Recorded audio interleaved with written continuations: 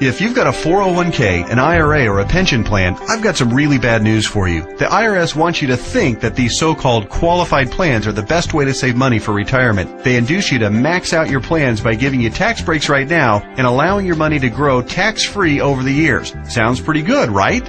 Wrong. The fact is that putting money in your 401k or IRA is almost the worst thing you could do for your retirement, because you're going to be taxed out of your gourd when you finally retire and need the money the most. Then, when you die, guess what? The IRS will hit you with a double whammy. They'll tax your estate when you die, then they'll tax whatever is left again when it is inherited by your heirs. And on top of the tax problems, you'll also have to deal with market volatility that can kill your portfolio. Just think about 2001 and 2008. What if there were a way to avoid tax burdens at retirement, avoid portfolio-killing down years in the market, and virtually eliminate any worries you may have about outliving your money during retirement? On this video, I want to show you an IRS-approved class of tax-friendly retirement savings vehicles that beats the pants off your IRA, 401k, or pension plan. They've been around for years, are offered by the oldest, largest, and most financially stable institutions in the world, and allow your money to grow tax-free, just like your current qualified plan, but has zero taxes when the money is dispersed at retirement. Think about that for a minute. Zero taxes on your estate when you die, and zero taxes when the money is transferred to your heirs at death. Listen to that one more time. Zero taxes as your money grows, zero taxes when the money is distributed, and zero on your estate when you die, and zero taxes on the money inherited by your family. Zero. And here's the best part. Unlike your qualified plan, there is no risk that you will lose principal on the investment during a down market. If the market tanks like it did in 2008, your worst case scenario is no gain, but no loss either. What I'm talking about is a retirement savings vehicle that will help make sure you don't outlive your money during retirement. Are you intrigued? Well, you should be. I want to take a few minutes right now to share with you an important message about the best retirement savings vehicle you've never heard of. Let's start by talking about the IRS. They desperately want you to think that an IRA is the best way to grow your money for retirement. You know what? It's not even close. I'm talking about what the IRS calls qualified plans, IRAs, 401ks, pension plans, and so forth. Compared to traditional brokerage accounts where you'd normally buy stocks, bonds, and mutual funds, these qualified plans have some really good tax advantages. First, you can invest in a qualified plan with before tax dollars.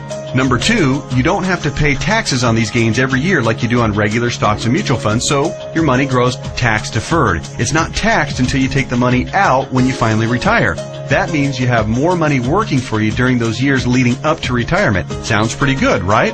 Well, yeah. Compared to a regular brokerage account, sure. But that's like saying a bicycle is the best mode of transportation going. Of course, a bike beats the heck out of walking, especially if you're trying to travel outside of your immediate neighborhood. But what if you're trying to travel across town or clear across the country? You might want to try a car. And what if you're trying to get overseas? Walking's out of the question. And that bicycle is pretty much worthless. You'd be much better off in a jet plane. So just to make sure you're following my analogy, a regular brokerage account is like walking, lots of tax problems. A qualified plan is like a bicycle or maybe even a beat-up old car. Better than walking, but not super helpful on extra long trips like, say, retirement. What I'm going to show you on this video is like having your very own top-of-the-line private jet, fully fueled and ready to go with your own personal pilot. Yeah, it's that much better. The key to really maximizing your retirement savings is to understand the difference between tax-deferred and tax-free. Under the IRS qualified plans that you probably have right now, your money is growing tax-deferred, which inherently means that it will be taxed at some point in the future. Guess when that point is? That's right, when you retire and need the money the most. You probably won't be working, tax rates will probably even be higher than they are now, and you won't have any IRS-friendly deductions for kids or mortgage interest if your house is paid off, which means that you'll be paying a huge percentage of what you take out to the IRS in taxes, which, of course, reduces the amount that you have to spend for living expenses and lifestyle. Here's another way to look at it. Uncle Sam is counting on you to pay more than your fair share of taxes when you retire. Think of how brilliant that is. Let's encourage people to contribute money by giving them a tax break now, then let that money grow tax deferred so we can get an even bigger chunk of taxes from them later. Hey, I'm all for paying my fair share of taxes, but I tell you what, giving the IRS a bare minimum of $33,000 for every $100,000 I withdraw from my qualified plan at retirement, just plain ridiculous. Look, you've paid taxes and you'll continue to pay taxes for your entire working career. Let's keep the government's hands out of our wallets at retirement, okay? For the record, that $33,000 out of every $100,000 you withdraw isn't a worst case scenario either. You realize that, don't you? With the probability that tax rates will rise, it's probably actually a best case scenario. Any right-thinking person can see that the tax rate of 40 or 50% isn't out of the question 15 or 20 years down the road. So, let's talk about this so-called jet plane of retirement savings vehicles. You know, the one that beats the pants off a regular brokerage account or qualified plan. Before I tell you exactly what it is, let me show you some of the major advantages it holds. First, tax-free accumulation. Just like a qualified plan and way better than a brokerage account, your money grows year after year without having to pay taxes on the annual gains. Compound interest can then work its magic, which allows your money to grow bigger and faster. We don't need to have a discussion about compound interest, do we? If you're not familiar, just go to Google and type "the greatest miracle of growing money ever known to mankind" and find out about the greatness of compound interest. Second, tax-free distribution. Here's where your current qualified plan starts to look really bad. When you hop on board the jet plane of retirement savings vehicles, your money not only grows tax-free, but you can also actually distribute the money at retirement tax-free. That means that on the same $100,000 distribution I just talked about, you keep all of it, regardless of the then current tax rate. 30% tax rate? You won't care. You'll pay no taxes. 40 or 50% tax rate? Let everyone else worry about that. Your retirement savings can be used tax-free. $100,000 means $100,000 to spend, not $67,000 or less. Which do you prefer? Third, tax-free transfer. With a qualified plan or with a regular brokerage account, your money will likely be taxed twice when you pass away. Once on the amount left in the account when you die, and then again when your heirs receive the leftovers as income. Great for the IRS, horrible for your estate. The jet plane of retirement savings vehicle lands smoothly here too. No death taxes, no inheritance taxes. If you've got $1 million in your account when you die, your heirs get the full $1 million. Uncle Sam? Nothing. Transferred tax laws are, however, fairly complicated, and there's some exceptions and some limitations. So ask the qualified advisor who gave you this video to discuss your situation with you. Fourth, no risk of loss of principal. Remember when the stock market lost over half its value in less than 18 months starting in October 2007? Of course you do, because your portfolio probably lost half its value or more during that same time too. Did you start having nightmares about being 82 years old and still working part-time at Walmart just to keep food on the table? Your qualified plan has no way to protect you from that kind of market volatility and downside losses. Ouch! Not true with the jet plane of retirement savings vehicles. The principal in the account never loses altitude. When structured properly, there's no chance it will lose any principal. Not a dime. Not a penny. Nothing. If you'd been on board with this in October 2007, your portfolio would probably look a whole lot prettier right now. I'll explain why and how in just a minute. Fifth, dramatically reduce the chance of outliving your money during retirement. Survey after survey show that baby boomers' #1 fear about retirement is outliving their money. And hey, you know what? That's a perfectly reasonable fear if you ask me. If you have $1 million saved and you retire at age 65, that's pretty good if you only plan on living until you're, say, 70 or 75 and if you don't have any significant medical issues. But how do you stretch $1 million or whatever amount you end up having saved by the time you retire for 15 or 20 or 30 years, especially given the increase in cost of living and the likelihood of needing specialized care if you do end up living into your late 80s or 90s? Not to worry if you ride the jet plane of retirement savings vehicles. When structured and funded properly, it'll keep on paying and paying and paying all through your 70s, 80s, 90s, and even beyond that if you're lucky enough to hit 100. Hey, you're more likely to hit 100 if you're not stressed out over money. Time to get on board. Okay. There are even more advantages, and I'll cover them in just a minute. But first, let me address that question that I know is nagging you in the back of your mind. You're saying to yourself right now, okay, this all sounds great. Everything you've said so far makes a lot of sense, and I'm interested. But hey, pal, what's the catch? We all know that anything that sounds too good to be true probably isn't. Hey, I hear you. Between Enron, Bernie Madoff, and the great stock market meltdowns of the 2000s, a healthy dose of cynicism, skepticism, or both is not only understandable, it's just plain smart. I'll tell you what the catch is, and trust me, it's more like 6 seconds of turbulence on your 6-hour flight to Hawaii on your personal jet plane than a catch. But first, a quick reality check. Just because you've never heard of this before doesn't mean that it doesn't exist, doesn't mean that hundreds of thousands of people aren't already using it, and doesn't mean that all of the advantages that I've talked about aren't absolutely real and sitting there just waiting for you. So, here's the 6 seconds of turbulence catch.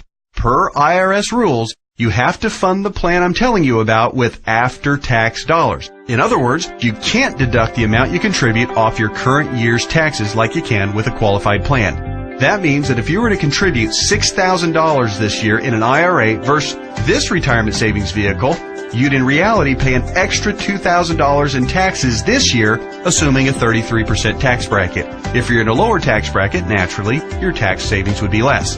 That sounds like a drawback, right? Well, actually, no. To understand why funding with after-tax dollars instead of before-tax dollars like you would with a qualified plan is not a drawback, you just need to understand the alternatives. Answer this philosophical question. If you were a farmer, would you rather pay taxes on the small sack of seeds when you purchase them in the spring, or would you rather pay taxes on your entire harvest when you sell it in the fall? Well, do the math. If a farmer bought $1,000 worth of seeds and was taxed at 8%, he'd pay $80. But if the farmer planted those seeds and paid the same 8% of taxes on a $50,000 harvest, he'd pay $4,000 in taxes. 80 versus 4,000. That's a 50 times increase in taxes paid. The same rationale applies to your retirement savings. In fact, the amount of money you save on upfront taxes with a qualified plan, remember, you'd save $2,000 in taxes by making a $6,000 contribution into a qualified plan, okay? Will almost certainly be dwarfed by the taxes you pay at retirement, to the tune of about 10 times at least. Here's why. If your $6,000 grows to $100,000 over the course of the next 30 years, remember the magic of compound interest. This is very reasonable. You'll pay at least $33,000 in taxes on the harvest. We already talked about this earlier. That's $33,000 straight to the IRS right when you'll be needing it the most. Would you rather pay $2,000 in taxes right now or $33,000 at least in taxes later? It's as simple as seeds and harvest. I've said it once and I'll say it again. No wonder Uncle Sam loves qualified plans so much. It's his way of protecting his financial future. Okay. So let me go ahead and draw back the curtain and show you what the jet plane of retirement savings vehicle is. Just do me a favor and hear me out, because I'm going to admit it right now, right up front, it might sound a little, well, boring right at first. That's because it's a life insurance product called Indexed Universal Life Contract, or IUL for short. Stick with me, Skipper. Don't be fooled by any stereotypes of what you may think an IUL is. This is different than any kind of whole life or variable life or universal life plan that you may have heard about or purchased in the past. The fact is, IUL is a lot more about savings than it is about life insurance, although it does do a nice job of providing that too. Hopefully the tax advantages and principal protection advantages I've told you about are clear enough and big enough to keep you interested. But you also need to know that the IUL, when structured and funded properly, beats the pants off of any other kind of retirement savings plan in every comparison category that matters, including growth potential, risk avoidance, liquidity of funds, flexibility of contributions, flexibility of distributions, longevity of distributions, and fees. Everything. Listen, insurance companies, by law and by track record, are extraordinarily conservative. Yeah, I know that AIG tanked it, and you might be thinking that all insurance companies are going bust. Nothing could be farther from the truth. Life insurance companies that offer IULs, as a rule, have massive cash reserves. One company, as an example, had operating revenues in 2008, the worst year of the recession, of $14 billion. Earnings of $1.3 billion, and cash reserves at the end of the year of $12.8 billion. There's a reason people think of life insurance companies as old, stodgy, conservative curmudgeons, because they are. Their stodgy curmudgeonness is also part of the reason you've never heard of an IUL before. Life insurance companies thrive with things like risk management, actuarial tables, and other boring life insurance stuff. But they don't know jack when it comes to communications. Go online right now and read their brochures. It's like reading hieroglyphics. Boring, painful, obtuse, hard to understand, and that's just the table of contents. But that doesn't mean that this product, Indexed Universal Life, is anything less than magnificent for creating wealth. The IUL, Indexed Universal Life, gets its name because it's indexed to the S&P 500, which simply means that it mirrors the growth of the S&P 500, which, for your information, has returned over 9% per year on average for the last 27 years, even with all the crummy years in the 1980s, right after 9/11, and 2007 and 8. Remember that? But here's the best part, and what makes an IUL so darn attractive as a retirement savings vehicle. The reason IUL accounts, when structured properly, won't lose principal is because the lowest return guaranteed by the contract is 0%.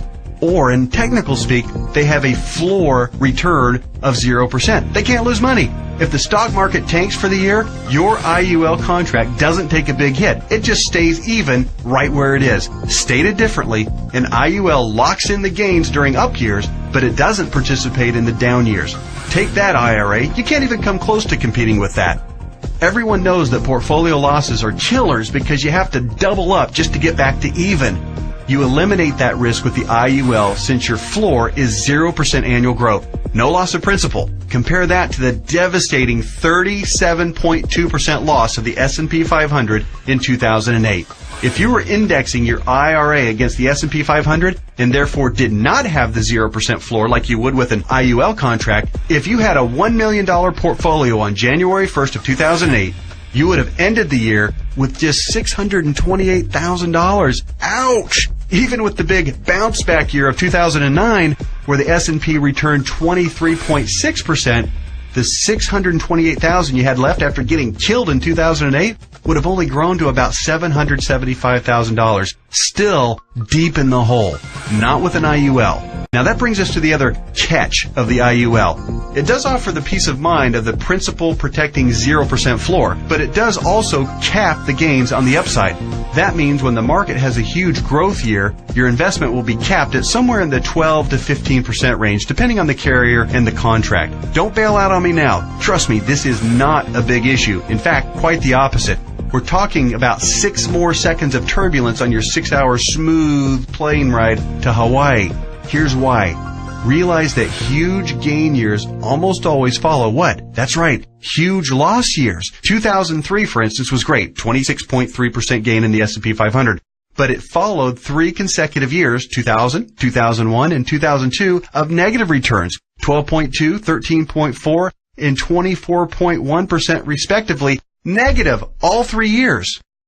Let's run those numbers. If you had $1 million in your IRA on January 1st, 2000, it would have fallen to approximately $878,000 at the end of the first year, then continued to fall to just over $760,000 at the end of 2001, and then plummeted to a measly $577,000 at the end of 2002.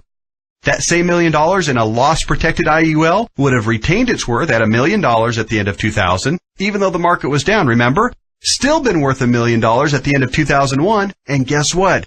Still worth $1 million after 2002, even though the market got slaughtered. That's 3 consecutive down years and $423,000 in avoided losses. Wow. Then, in 2003, let's say that you were with an IUL carrier that had a 13% cap. Remember the big downside catch? It has a cap. Your $1 million would have grown to $1.13 million. It grew. Meanwhile, the qualified plan portfolio that tanked from $1 million down to just $577,000, remember that one? It would have gotten the full benefit of the 26.3% market gain, not a 13% cap like our IUL contract. Yay! But let me ask you this.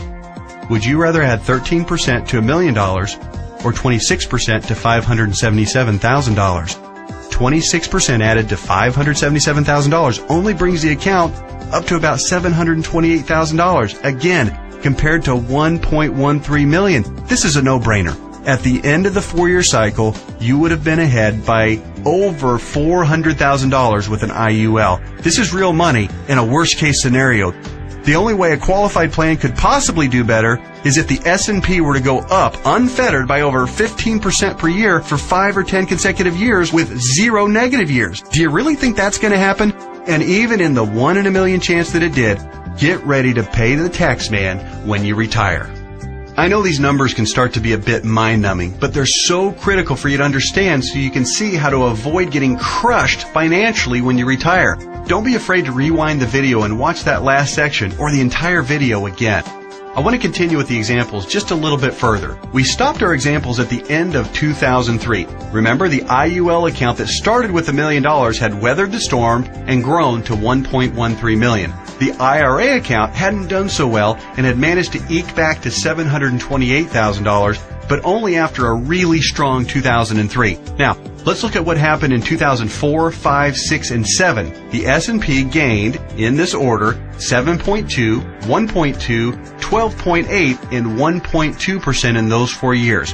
Your IUL account, since it's indexed to the S&P 500, and since all of the gains were between the 0% floor, remember that, and the 13% cap, your IUL would have taken all of those same gains, 7.2, 1.2, 12.8, and 1.2%. That would take your $1.13 million account right to around $1.4 million by the end of 2007. Pretty good, right? Then, when the S&P got shellacked to the tune of 37% loss in 2008, since the lowest return your IUL account can get is 0%, guess what? The IUL account would have held steady at $1.4 million. No loss. Nice, isn't it? On the other hand, the IRA account would have grown from $728,000 to about $900,000 during those 4 good years. Still down by $100,000 since 2000, just in time to get crushed clear back down to $565,000 at the end of 2008. What would you rather have going into 2009? $565,000 or $1.4 million? This isn't a retirement savings vehicle for the ultra-conservative. It's a retirement savings vehicle for the ultra-intelligent. If you think market caps of 12 to 15% are a poor trade-off for a contractual guarantee of a 0% floor, you're just plain crazy. Naturally, past performance isn't an indicator of what will happen in the future, but I think it's safe to say that the market is going to have up years and down years. Protecting yourself from huge losses is one of the primary advantages of the IUL. It's impossible for me to overstate how superior the IUL is compared to your qualified plan. It's not even close. We've already covered the tax advantages. They're clear and evident. The risk avoidance issue is huge, and it favors the IUL by a country mile.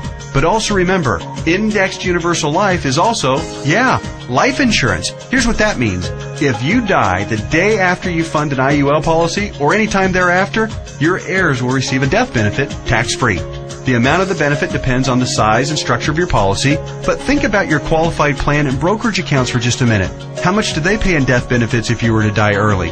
Oh yeah, none, because they're not insurance. Are you starting to see what I mean by the best retirement vehicle you've never heard of? Hey, that reminds me. Let's talk a little bit more about why you've probably never heard of an IUL before. I already told you that one of the main reasons was that stodgy old insurance companies have horrific communication skills. But there's actually a bigger reason, which is financial advisors almost never talk about IUL. Why is that? Simple math. Only licensed insurance agents can legally sell you an IUL, and most licensed money managers and brokers are not licensed to sell insurance. In other words, the guy who sells you your IRA can't, by law, sell you an indexed universal life policy. And if he can't sell it, he can't make any money on it. End of story. Your financial planner's motivation is to get you signed up for an IRA or 401k and then make money on you for life as your investment grows. They don't care about your future tax burden. Why should they? Seriously, call your investment advisor on the phone right now and ask about an IUL. Chances are 99% he or she has never even heard of it. And if they have zero working knowledge of how or why it works. How would they know? They don't know insurance products. They like to think they have a corner on the market of helping people save enough money to retire, but they don't. They're selling skateboards, bicycles, or roller skates and pretending like the big, shiny private jet doesn't even exist. The fact is, the IUL is the best possible wealth accumulation vehicle for your retirement. For most people and in most situations, it simply cannot be beat for tax advantages, safety, growth potential, liquidity, and flexibility. Alright, just one more quick topic and then we'll let your licensed insurance professional take over and discuss all the fine point details as they relate to your specific situation. And that topic is the logistics of how the IUL works. It works like a life insurance policy in the sense that you make monthly or annual contributions into your account. You will work with your advisor to determine what the optimal amount is for your situation. It'll vary depending on how many years you have left until retirement, your financial goals for retirement, and your current financial ability. The money you contribute to an IUL, like we've discussed at length, will continue to grow tax-free. Unlike a qualified plan account, you may have access to your money at any time you want or need it without a penalty before or after you retire. That's what's called flexibility. When you do pass away, the balance of the account will be passed to your heirs tax-free, just like with any other life insurance policy. The IUL really does offer the absolute best of all possible scenarios. It's tax-friendly, it's safer than safe, and it gives you flexible access to your money. The next step is yours. You simply need to meet with the licensed insurance professional who gave you this video and discuss your particular situation.